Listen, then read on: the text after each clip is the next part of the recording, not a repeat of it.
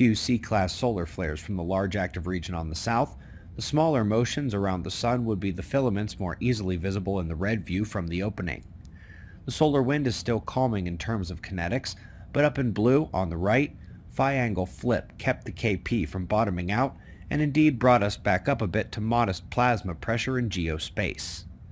The reason we haven't seen bigger flares from this massive sunspot is found around it. While it is massive, it's all alone in its magnetic grouping. Peripheral sunspots would be a scary thing to see develop over the coming days as it crosses the Earth-facing disk. But if you pull the coronagraphs from SOHO, you'll see we did have a titanic eruption occur midday yesterday. This one came off the far side of the sun, and it was powerful. Stereo A is a few months behind in Earth's orbital path, so it sees the side of the sun. Earth is off to the right. The big sunspots incoming that we looked at already, those would be the ones from the center here on the south. You can see where the eruption occurs and where the ejection is heading on its coronagraph. Earth still off to the right on this. Would have been a big geomagnetic storm if it was headed this way, but instead the inner solar system high-energy proton and electron counts are surging a bit, IMF wielding that electrodynamic surge at planetary level. This is the polar field data from Stanford. They don't make the chart, so we had to do it, which is why there isn't a link. But folks, the increase in energy comes as we are due to expect the solar polar field total magnetism reversal. Happens twice each year, and is what we've published on in terms of seismic triggering. Last 2 years it's been near the end of November or December, and it's on its way there now. Even without a link, you can learn all about this at quakewatch.net, from the initial publication to how it went from timing to location forecasting. A quick reminder that Hemp Lucid made a page just for giving things away to suspicious observers. Link is below. There's only 2 days left. Let's go next to the moon.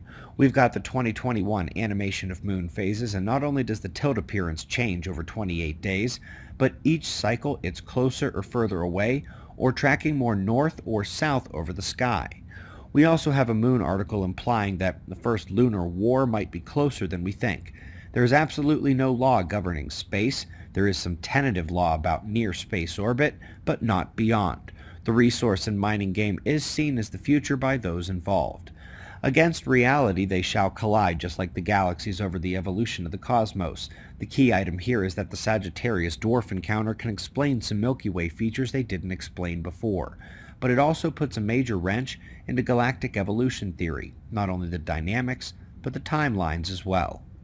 Up next, we're looking at what they are realizing exists just around the galaxies.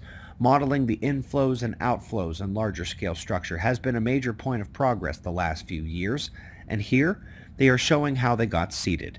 Short version of this for the show is that primordial fields are all that's needed, and the electrodynamics of the material take it from there, amplify and sustain the fields.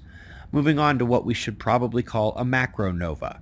They say the famous first nova recorded by the ancients, which is false by the way, is actually much bigger than the nova they thought it was. Still, wasn't big enough to qualify as a supernova, and indeed a star is left remaining to potentially nova again one day. But just as some stars can have tiny versions of nova, some are just plain huge. Up next is a great article from the Weather Channel. They not only say that the record hurricane season cannot be tied to climate change, especially because it's just in the Atlantic, but that there was another record as well, rapid intensification. The scale to which the record was shattered is not due to a minute change in ocean temperature, but it is exactly what we'd expect in the Atlantic with the South Atlantic anomaly if the failing magnetic field of Earth is allowing space energy to more directly access those vortex systems. Tick-tock on the magnetic field. Folks, do you remember when nature basically threw up their hands and said, enough, last chance, wimps? Well, they are still waiting for their collection of final tries. We do see them finding new ways to see the normal matter they couldn't see before. Using carbon monoxide emission in Orion, they deduced a new way to measure electron and hydrogen abundances. Will be key moving forward. And last but not least, we come back to nature beginning to explore other options, including yet another version of the force, the ether, the vacuum energy or virtual plasma or cosmic underlying energy potential. But now they want to call it quintessence and act like they made it up, as in the quintessential piece of the universe, the hubris. The vacuum itself has electric potential. Folks, eyes on the sun. We greatly appreciate your support. If you